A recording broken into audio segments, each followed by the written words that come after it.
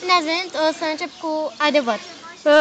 Care este animaluțul tău de pluș și de ce n-ai dormit fără el? Animalul meu de pluș este perna. Nu pot să dorm că mă doare gâtul. Alta. Care este mâncarea ta preferată?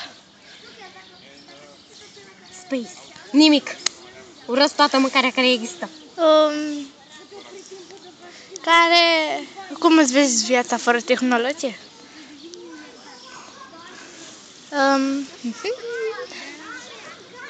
Cum îți vezi viața fără Luca? Yeah! Ok. Provocare. Să mă prefac că mor în fața unui om. Mica, ești pe YouTube! Au!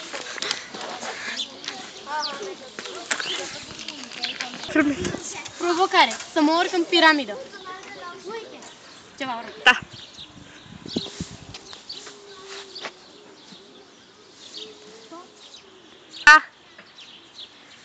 Am făcut și provocarea cu piramida. Cerul lângă cer!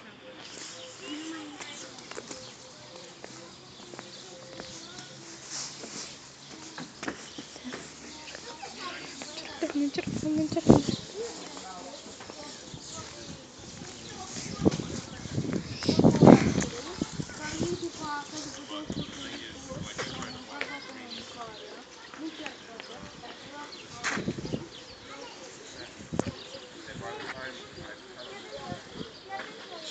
Păi, ce este? Nimic. Da? Da, este. În 7 ani.